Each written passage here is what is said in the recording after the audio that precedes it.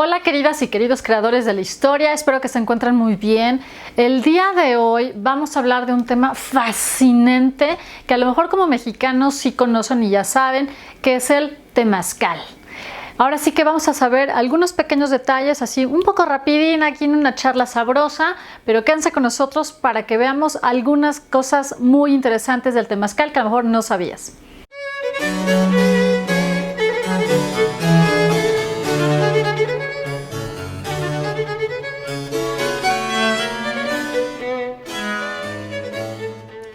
Hola, ¿qué tal? ¿Cómo están? Muy buenas tardes. Yo me llamo Paola Parra, soy historiadora egresada de la UNAM, del Colegio de México y soy guía certificada por ICTUR.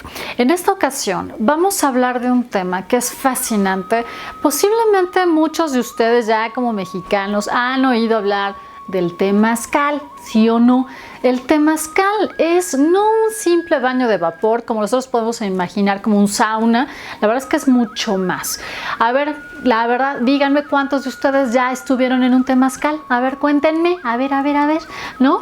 Ahora sí que por favor háganmelo saber, díganmelo por ahí, ¿no? A ver qué onda, cómo el que les ha parecido y demás.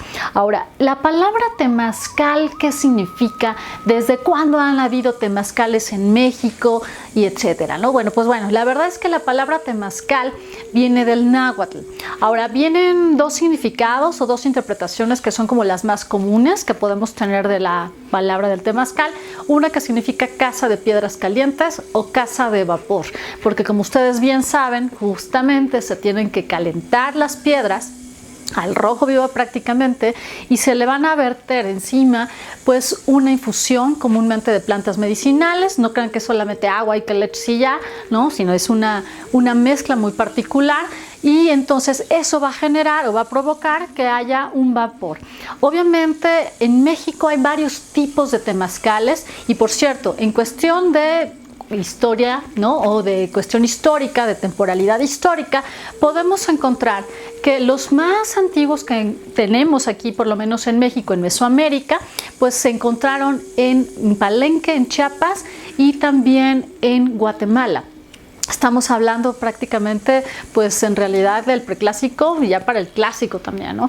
Pero en este sentido, la verdad es que han cambiado muchísimo también la forma, el tamaño de los temazcales a lo largo del tiempo.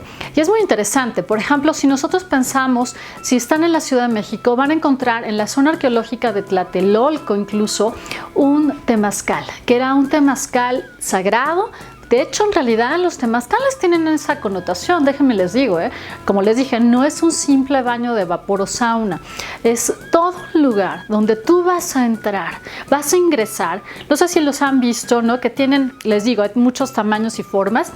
Uno de los más comunes, por ejemplo, es redondo, pero también hay cuadrados, prácticamente pueden ser hechos de piedra, pueden estar hechos, por ejemplo, de adobe, pueden estar hechos de otro tipo de materiales orgánicos, incluso con tapados, ¿no? Hasta con hojas, pieles, etcétera. Y la verdad es que hay de muchos tipos. Incluso no solamente había temazcales en Mesoamérica, sino también en Áridoamérica, Oasis América, lo que sería el norte de México, el sur de Estados Unidos y obviamente a lo largo de nuestro continente. Entonces, francamente, han habido, como les digo, muchísimas variedades. Ahora bien, en México en la actualidad, siglo XXI, ha tenido una tradición que viene justo sí desde la época prehispánica, que pasó la conquista de Mesoamérica por Hernán Cortés y los españoles entre 1519 y 1521 y continuó. El temazcal, como dice el maestro Juan Fonseca, que no es cualquier maestro temazcalero, sino es realmente un guardián del conocimiento del temazcal. Él nos comenta, luego si quieren les paso los datos porque vale muchísimo la pena que puedan ir a su temazcal. Es alguien que de verdad comprende, conoce el trasfondo, no solo histórico, sino filosófico, espiritual que tiene el temazcal.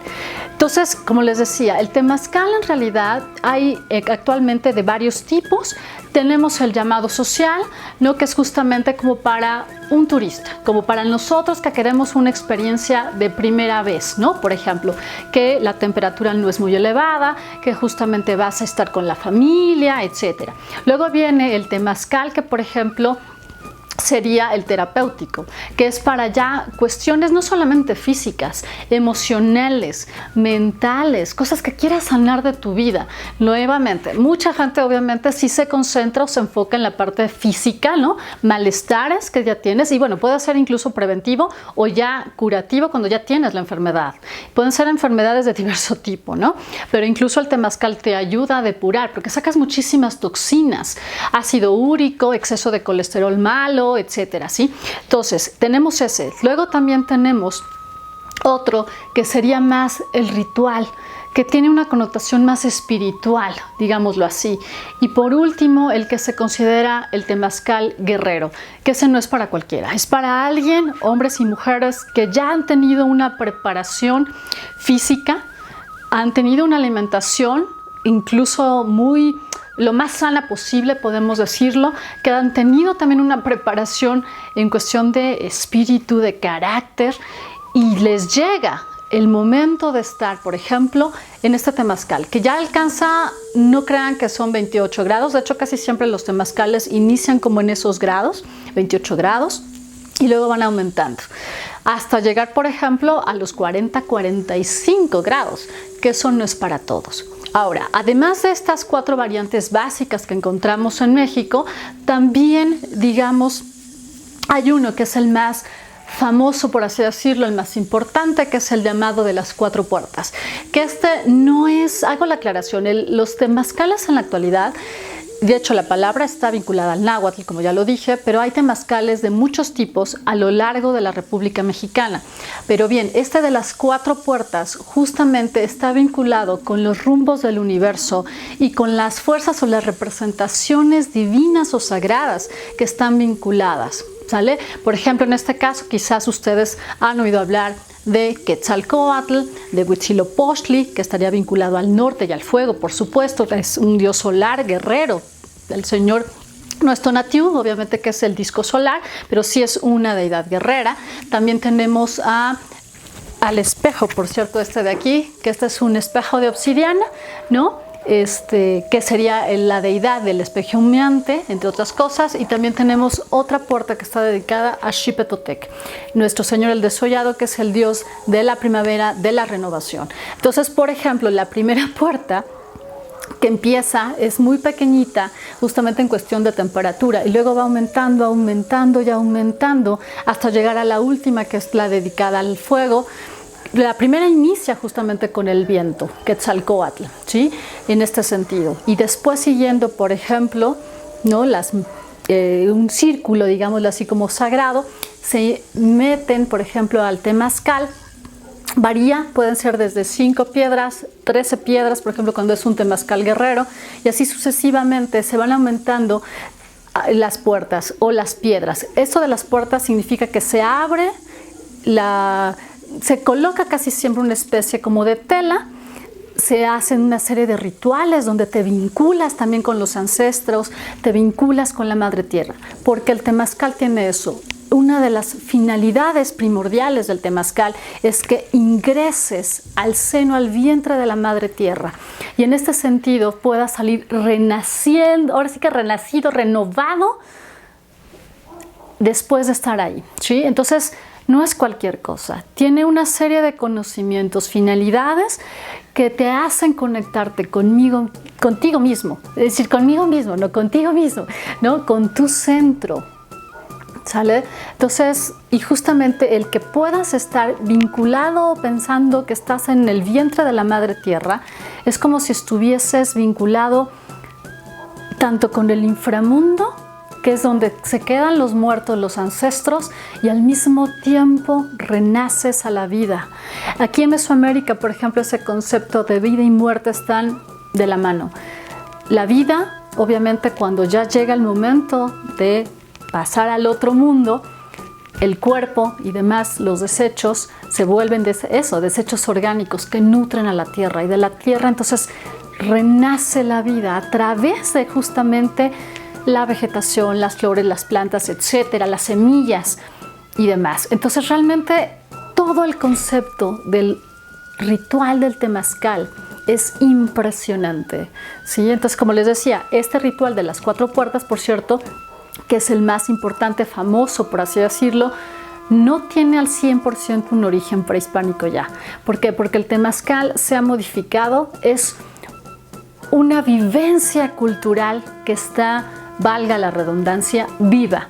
Y entonces estos conceptos, incluso de las 4 puertas, están vinculados con los temazcales de los pueblos Lakota, Sioux de Norteamérica, que se trajeron acá a México en el siglo XX prácticamente y se fusionó con estos conceptos de Mesoamérica que sí obviamente tienen el uso del fuego sagrado. Por ejemplo, es muy común que las mujeres que tienen que prender, en este caso, el incienso, el copal para purificar, la mujer de fuego, y muchos otros conceptos, como les dije, de las deidades mesoamericanas, Quetzalcóatl, que sería la primera puerta, el señor del viento, ¿sí? Por ejemplo, ¿va? Entonces, después, por ejemplo, Tezcatlipoca, el espejo humeante, Xipetotec, por ejemplo, también, y la última, Huitzilopochtli, de las puertas, de las 4 puertas por las que se debe de pasar. Obviamente sí son deidades mesoamericanas o conceptos de fuerza de la conciencia, del espíritu, de la divinidad, si lo quieren ver de otra manera, pero que se ha fusionado.